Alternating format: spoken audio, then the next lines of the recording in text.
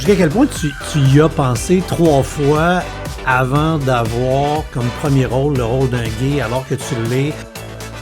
Fait que c'est sûr que tu as dû te poser 2 questions avant de dire oui, là. T'as-tu 2 heures? Non, mais c'est pareil. une grosse question.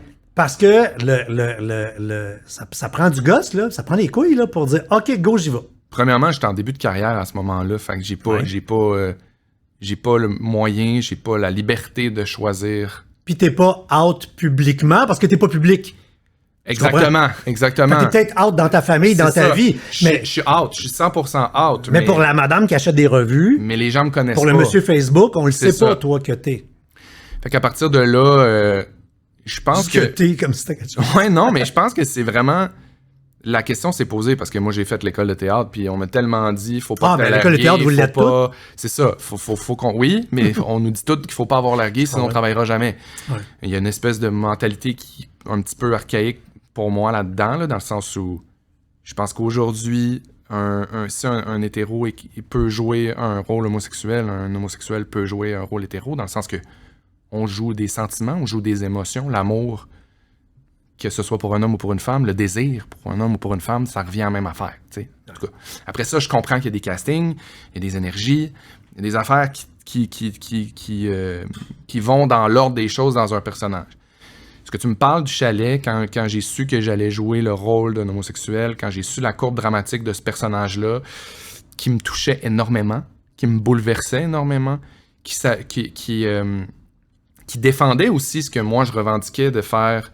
Je sors d'une école de théâtre où on me dit de pas avoir l'air gay, mais en même temps qu'on me dit sois toi-même, puis sois authentique, puis essaye pas de faire autre chose avec ce que t'es. C'est très contradictoire. Il y a toujours le mot mais, tu sais, soit mais. Ben, je me suis dit, tu sais, en fait, je sais même pas si je me suis posé de questions. C'était tellement riche, c'était tellement beau, c'était tellement vrai, c'était tellement pur. Je me suis dit, je suis content qu'on mette ça à télé. Je suis content qu'il y ait des... T'as-tu vu? L'accent, il ressort. Ouais. Quand je deviens émotif, l'accent, il ressort. À la télé. Je suis content qu'on mette ça à la télé. Je suis content qu'on montre ça aux jeunes. Moi, j'aurais aimé ça être le kid de 9, 10, 11, 12, 13 ans qui écoute ça puis qui voit ça au Saguenay. Fait que je me suis même pas posé une question. Puis je pense qu'à partir de ce moment-là, automatiquement, j'ai jamais mis de barrière. J'ai jamais essayé de cacher qui j'étais. J'ai jamais embarqué dans l'affaire de je vais jouer flou.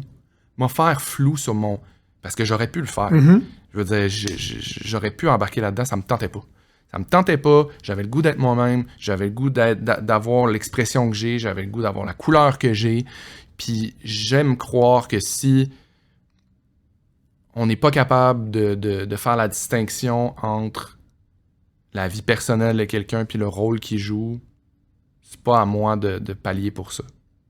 Comment ça se fait qu'en 2024, on soit encore en train de parler de ça? Dans le sens que, est-ce que j'aurais posé cette question-là à un gars hétérosexuel qui sort de l'école et disait « Alors, je m'intéresse vraiment à savoir, ton premier rôle comme hétérosexuel, est-ce que tu croyais que c'était pour... » Ouais. On est juste rendu là? Ben, je pense que ça va bien, là. Il y a plein d'affaires qui vont bien, mais tu sais, quand on parle d'homophobie, là, l'homophobie, c'est pas juste d'avoir peur ou d'être dégoûté par le comportement de 2 personnes du même sexe. C'est pas juste ça, l'homophobie. L'homophobie, c'est beaucoup plus pernicieux, c'est beaucoup plus vicieux que ça. Puis je pense qu'il y a une partie d'homophobie là-dedans. Puis entends-moi, là, je suis pas en train de dire si j'y crois pas vraiment ou je veux pas que Félix auditionne pour ce rôle-là, ben, c'est un rôle d'hétéro puis ça marche pas. Je suis pas en train de dire c'est quelqu'un qui est homophobe. Je dis, il y a de l'homophobie là-dedans. Ouais. C'est ça la différence. Je pense qu'on a des idées vraiment préconçues encore. Je pense qu'il y a encore beaucoup de travail à faire, beaucoup de mentalité à changer. Je trouve ça extrêmement triste. J'en parle le plus que je peux souvent à la radio. C'est la fierté qui vient de se terminer. Je trouve ça déplorable, ce que je lis des fois sur les réseaux sociaux comme commentaires, à se demander comment ça se fait qu'il y a encore un défilé de la fierté, comment ça se fait qu'on doit expliquer ça, puis effectivement, comment ça se fait qu'il n'y a pas de défilé des hétéros. Ben parce que vous Ben, avez faites-en jamais eu... Oui, ben Non, mais faites-en un. Choisissez-vous un week-end, là. Ça va être réglé. Là. Avez-vous déjà mangé des volets au secondaire? Avez-vous déjà eu peur de vous promener dans la rue le soir tout seul, dans le village? Mangez-vous des coups encore dans la rue pour aucune raison? Vous faites-vous tirer en bas des buildings dans certains pays parce que vous avez une relation avec une personne du même sexe? Je pense pas. Fait que, ma réponse, je me perds, mais Non, tu parles c'est pas. parce que c'est émotif, tu sais. Je me dis, la fierté, le défilé, c'est à ça que ça sert. Ça sert à se souvenir des gens qui ont tracé le chemin, qui font qu'aujourd'hui, on est à un micro, qu'on est gay, qu'on en parle, puis qu'on n'a pas honte, puis qu'on se met pas la tête entre les jambes. Ça sert à célébrer la différence, parce que oui, c'est différent. Puis oui, même dans notre différence, il y a des différences. Fait que tout le monde célèbre ça. Tout le monde le célèbre. Puis, tu sais, je veux dire, je pense que dans le travail, ça devrait être ça. Tout le monde devrait avoir la place. mais S'il y a talent égal, Ouais. c'est la job qui prime. Ben, tu sais, c'est drôle parce que tu viens de dire on est gay, puis régulièrement, comme là, je vais recevoir des emails. Parce que les gens vont dire ah, il t'a outé! Parce que, non, mais ça me fait toujours rire. Parce que j'ai jamais été en situation dans les 30 ans de carrière que j'ai fait, que je fais encore, où j'ai eu à parler de ma vie privée. Ouais. Fait que moi, je suis jamais été dans le garde-robe, j'ai été à TVA, mon ex était mon recherchiste, puis tu sais, je veux dire. Ouais. Fait que j'ai jamais été. Garde-robe, ça n'a jamais existé. Jusqu'à 15 ans, oui, là, mais après ça, non. Fait que moi, j'ai juste vécu ma vie. Puis c'est drôle parce que ça fait 5 ans qu'on fait le balado, puis des fois, il y a quelqu'un qui fait ah oui, mais tu sais, ton chum, ou. Puis ça fait juste sortir comme ça un peu. Puis on parle encore de sortir, de mettre. Oui. On est plus là, gang, là. C'est Non. comme d'autres choses, là. Puis ce que je fais dans mon lit avec j'ai tellement d'autres opinions dans la vie, tellement d'autres affaires plus importantes. Là, Puis que aussi, ça. là, la gang va falloir s'enlever de la tête. Être homosexuel, c'est pas juste ce qui se passe dans le lit avec quelqu'un. Ah non?